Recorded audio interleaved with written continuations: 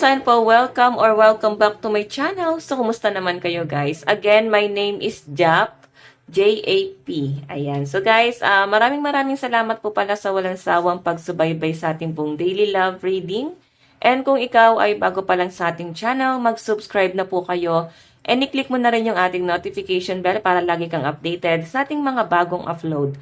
Okay, so guys, sa mga nais pong magpa-private reading, i-message nyo lang po ako guys sa ating pong Facebook, Jade Tarot, or pwede nyo ako guys, hanapin dyan sa ating link, dyan po sa ating description box below. So, ayun guys, tignan natin kanino bang love reading yung masasagap natin. And pala guys, na bago tayo mag-start, meron din tayong mga ibang video dyan. Timeless naman yan, no? So, pwede nyo pa rin yan guys panoorin kasi baka maka-resonate pa rin po kayo. So, tignan natin guys, kanino bang love reading yung masasagap natin. Again, ito yung energy mo natin sa person mo. Ayan. Anong nararamdaman mo sa person mo? Tignan natin.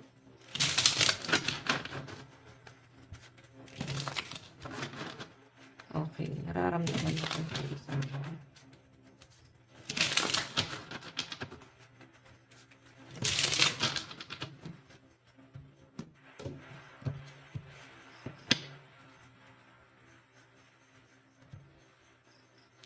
And nararamdaman ni person mo sa'yo ngayon.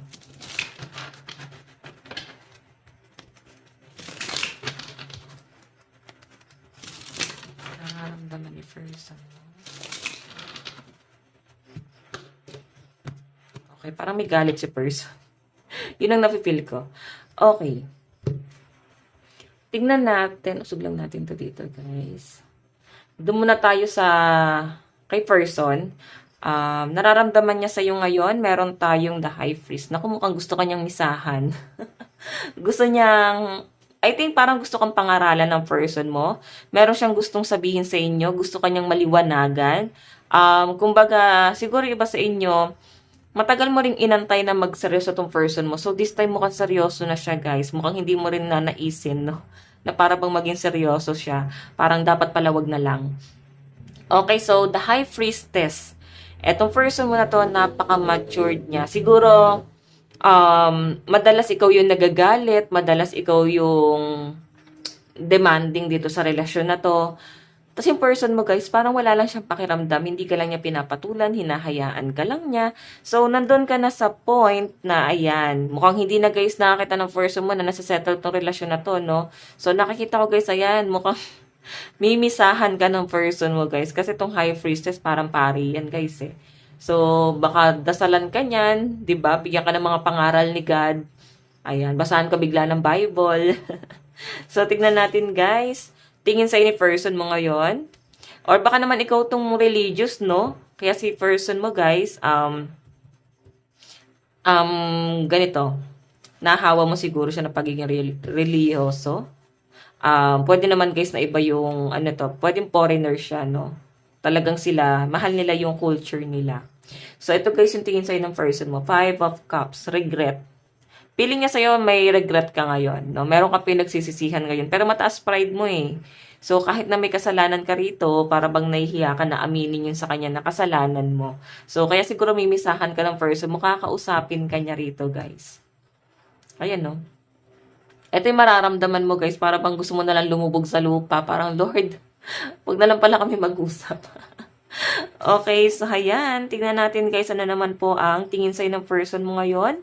Meron tayong Ace of Pentacles. Ayan. So, nakikita ko dito, guys, ikaw, yung tipo ng tao na pag may kasalanan, talagang ikaw yung nanunuyo, no? Tinatanggap mo rin naman talaga sa sarili mo na may pagkakamali ka. Okay, hindi mo naman yun, guys, pinagkakaila. Hindi ka, guys, parang mataas lang yung pride mo sa una, pero nagpapakumbaba ka rin, guys, no? Pag alam mong mali ka. Pero sa nakikita ko, guys, nagkakasundo naman kayo ng person mo. Ayan, may mga plano nga kayo dito, oh. Okay? Yung action ng person mo rito, guys, parang gusto ka rin niya siguro, guys, opera ng Pentacles.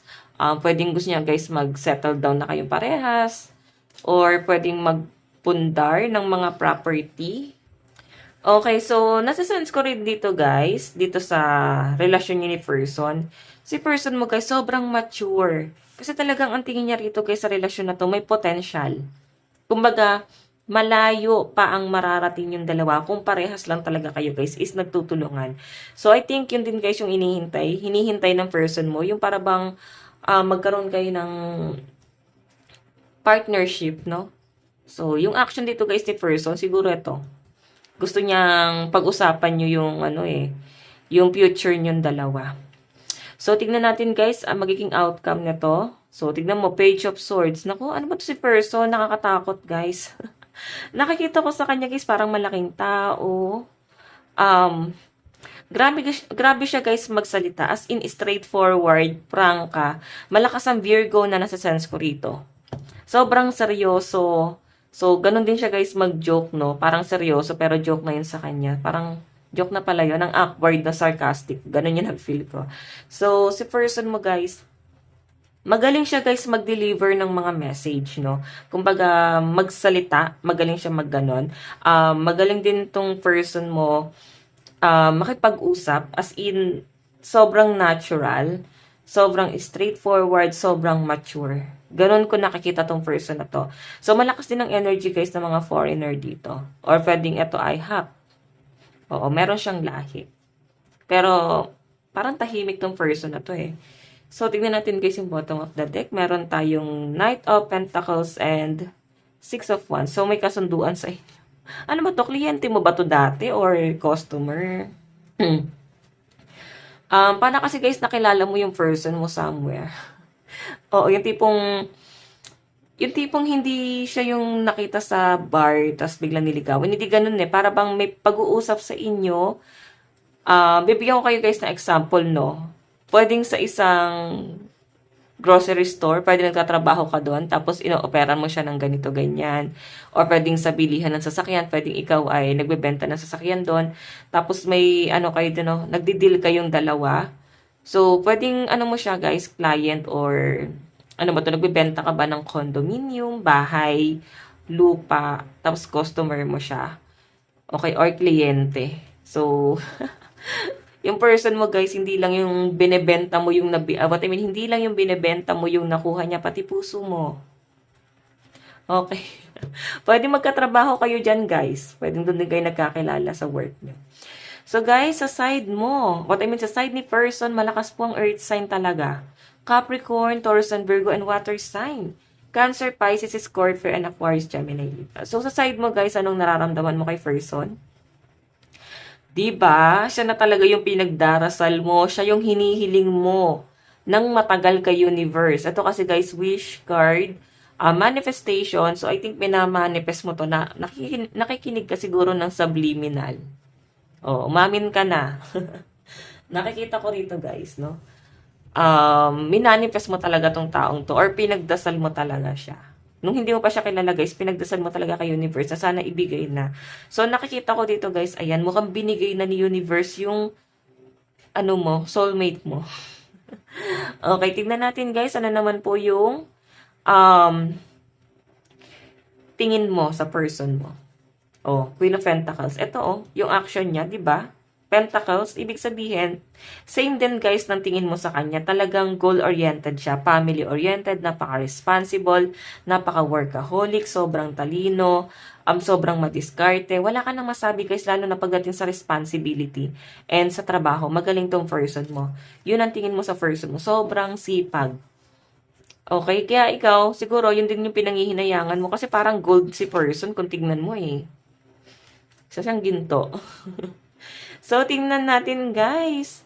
Ano naman po yung action mo? Meron tayong, oh my God, bakit? Okay. So, tingnan mo guys, kaya ka pala mimisahan ng person mo. Diba? Kaya ka nakaka-feel dito ngayon ng regret. Ito yung action mo, Six of Swords. Siguro meron kayong pagtatalo ngayon or pwedeng di kayo nagkaintindihan. Or pwedeng feeling mo, ang bagal-bagal ng person mo. Oh, ang bagal-bagal niya. And yung iba dito guys, malakas ang energy na parang wala kayong commitment na tong taong to. Same guys ng energy ni person. Ang tingin niya sa'yo ngayon, may regret ka. may regret or may pinagsisisihan ka ngayon, nahihiya kang tanggapin sa sarili mo na may mali ka, mahihiya ka mag-sorry. Kaya, tignan mo yung action mo, may paglayo ka rito, nakikipagpataasan ka ng pride. Yun yung action mo, guys. Nakikipagpataasan ka ng pride kay person. May paglayo ka, lumayas ka ba? Or binlock mo na lang siya. Bigla ka na lang, guys, lumayo. Okay? So, tignan natin, guys, ano naman po yung magiging outcome nitong pagtatampo mo. Okay, 'di ba? Tingnan niyo na lang, guys. Eto yung outcome ng pagtatampo mo. Ngayon, kung hindi mo pa, guys, kayang panindigan na ma-broken hearted, wag ka na magtampo, tiisin mo na lang. 'Di ba? Tignan mo yung energy mo rito, broken hearted ka, guys. Kakaloka ka, ha. So, pag ganyan, guys, alam niyo sarili niyo ikaw rin yung talo. um, makipag-ano lang kayo, guys, makipag-deal na lang kayo. Pag ganyan. Huwag na kayo, guys, huwag yun na lang, guys, intindihin pa yung tampo mo kaysa naman mas mahirapan ka, no? Okay, so kaya pala mimisahan ka ng person mo, bigla ka na lang basahan, guys, ng Bible, no? Parang sinasabi rito, masyado kang moody, masyado kang isip bata. Hindi na kita maintindihan. Parang siguro yung sasabi ni person, tara dito mag-usap tayo. I-settle natin to. Masyado ka nang matampuhin. Di ba? Nakakatawa si person. Parang kayong bata dito sa energy nito. Actually, guys, maski siguro ikaw natatawa na lang din. Bakit nangyayari sa'yo to? Siguro, guys, sobrang mahal mo tong person na to. Yun yung nasasagap kong energy rito. Sobrang mahal mo yung person mo. Kasi ganun yun eh. Pag mahal na mahal mo yung isang tao, nagiging bata yung energy mo. Okay, para ka nagiging isip bata.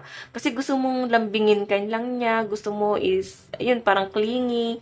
Ganun yung pag in love ka talaga sa isang tao, guys. Eh. Napapansin nyo ba yun? So, ikaw, kung naguguluhan ka, ba't ka nagkakaganyan, guys? In love ka sa person mo. Diba? So, bottom of the deck mo, tingnan natin. Knight of Pentacles. Oh. Actually, guys, kung mararamdaman mo si person mo, ba't parang ang bagal? Parang sobrang busy sa trabaho, hindi kanya masyadong pinapansin. Binibigyan ka kasi nito ng leksyon na guguluhan yung person mo, ba't ano nangyayari sa inyo, ba't parang may pagbabago nangyayari sa inyo. Hindi niya, guys, maunawaan kasi hindi ka naman ganyan. Siguro late ka talaga na in love sa person mo nung una mo siyang na-meet. Pwedeng lumipas yung taon or months or araw, hindi mo naman talaga siya, guys, gusto nung una. Nahulog ka na lang talaga. Okay, yun ang nakikita ko sa'yo. No? Minahal mo na lang talaga. Natutunan mo na lang talaga itong mahalin. Ganun naman kasi talaga sa una, guys. Okay, sa una, hindi naman talaga natin, guys, gusto, no? Totally gusto yung partner natin. Kahit guys sa mga lalaki or sa babae, sa mga LGBTQ, any gender naman to, guys. Hindi naman natin talaga, guys, totally gusto sa una, hanggang sa parang na-feel natin, nahuhulog na tayo dun sa taong yan. Pwede ba sa inyo, guys, hindi naman foreigner, baka nasa abroad kayo, no? Okay, or itong person na to. So, ayan, pasensya na yung buhok ko. Nag-ano siya, nagsisway-sway. Okay, hindi ko alam kung nakita sa camera kasi pumunta rito. Okay, so guys, sa side mo, napakalakas ng energy ng Earth sign. Capricorn, Taurus, Virgo, Cancer, Pisces, Scorpio, Aquarius, Gemini, and Libra. Okay, wala palang fire sign dito. May fire sign pero sobrang liit ng first scent, no? Pero malakas po ang air sign, Aquarius, Gemini, Libra. Oo. So, tignan nga natin, meron ba dito fire sign? Sige, tignan natin mamaya, guys, sa pool spread, no? Kung saan napatungo yung relasyon na to. Sa ngayon, ayan yung mga na-sense lang natin na energy rito is water, earth, and air. Siguro, guys, ang mga fire sign, hindi na masyadong focus sa love life nila, no? Ang issue na lang siguro ng mga fire sign is yung trabaho nila, kaperahan nila. Siguro, itong person, no? Sa mga fire sign, guys, no? Ito lang yung prediction ko sa inyo. Para bang na-broken hearted din naman kayo, pero siguro nagiging logical ka na. Natututo ka ng mawalan ng pakialam do sa person mo. Okay? So, tignan natin, guys. Saan patungo to? Okay. Ito rin, guys, yung gagamitin nating card. Ito.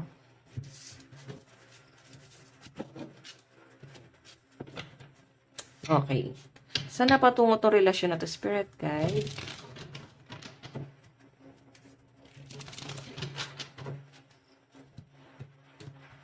Okay. Saan patungo, Spirit Guide?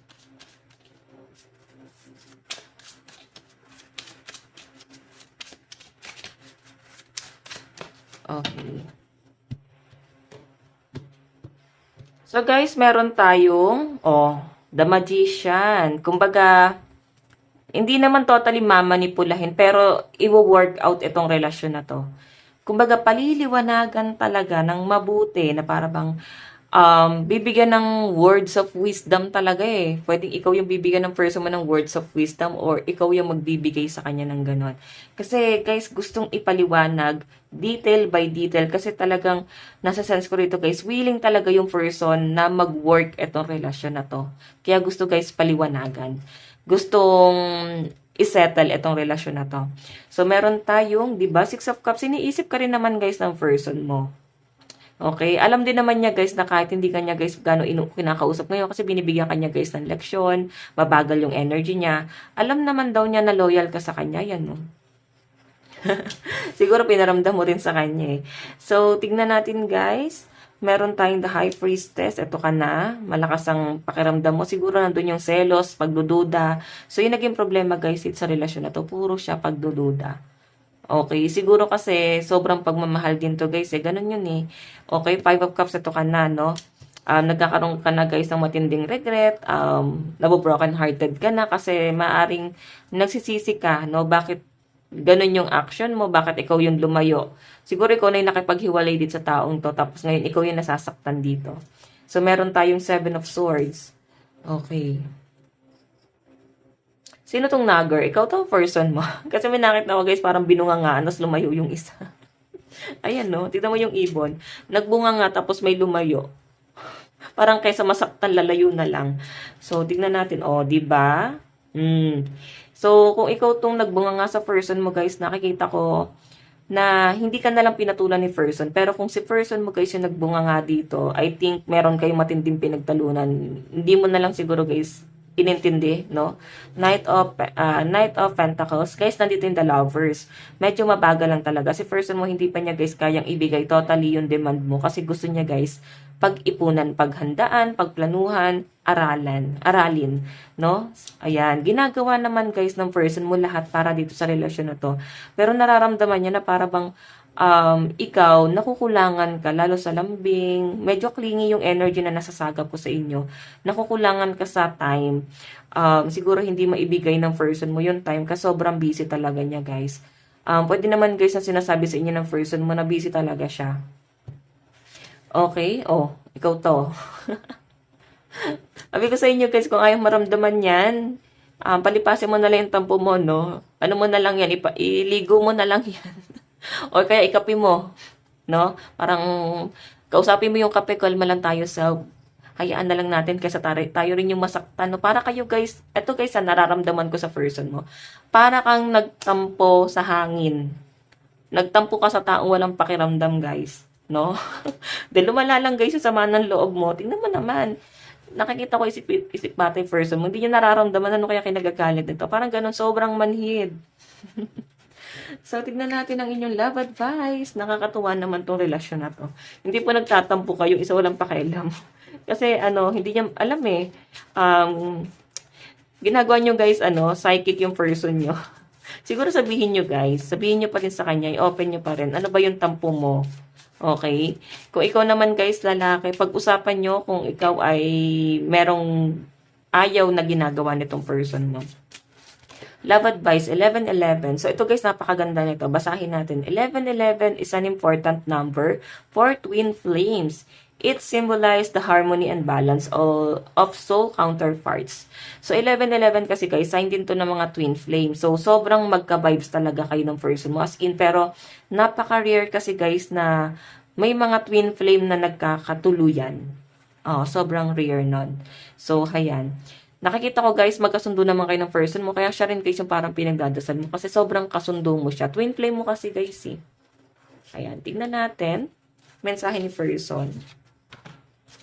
Mensahe ni person.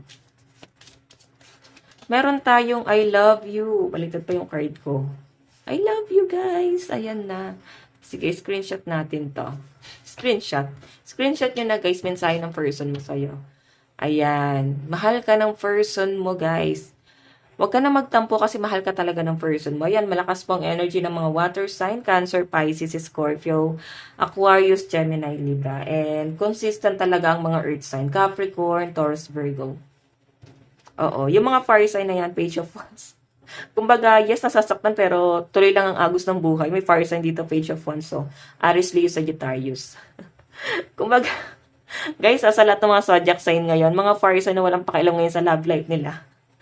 Yes, nasasaktan sila pero go with the flow na lang sila ngayon. Hindi na ganun kalakas yung impact, no? So, ayan. Ito guys, ang mensahe sa inyo ng person mo. Mahal ka ng person mo kahit hindi mo na siya guys gaano pinapansin. O hindi mo talaga siya guys pinapansin. Siguro guys kaya naka-recover ng mga fire sign dito kasi pinalaya na nila yung mga sarili nila. Ayan, sa mga earth sign naman guys, ito yung pinaka nahihirapan dito at saka mga water sign. Ako. Okay, mensahe sa ng person mo. Meron tayong, I worry myself in work to forget you. So, nagpaka-busy. Nagpapaka-busy. Sabi ko nga sa inyo guys, busy talaga sa trabaho. Yung person mo guys, sobrang focus siya sa, ano nyo, sa goal nyo, sa family nyo. Meron talaga siyang, pangarap, no, para sa connection yung dalawa. So, meron tayong you don't know how hard it was to let you go. Diba? Kung ikaw yung nakikipaghiwalay, guys, nahihirapan yung person mo na i-let go ka ng ganun-ganun lang. Kumbaga, eto guys, nafe-feel ko sa person mo, para bang simpleng problema lang, may nakikipaghiwalay. Simpleng problema lang, nakikipaghiwalay ka. Siguro, hindi pumapayag tong person na to. Kasi gusto niya guys, i-settle eh. Okay? Meron tayong I remembered every detail of that day. So, lagi ka naalala ng person mo. Na-appreciate naman niya guys yung mga simpleng ginagawa mo sa kanya, simpleng efforts, simpleng masiyahin ka. Sobrang na-appreciate yun ng person mo guys. So, mukha lang talaga to guys, walang pakiramdam. Sabi ko nga sa inyo, para kayong nagtampo sa hangin. So guys, ito lang po ang inyong daily love reading. Ayan, again, bukas po ulit. Ayan, bye-bye and I love you all. God bless po.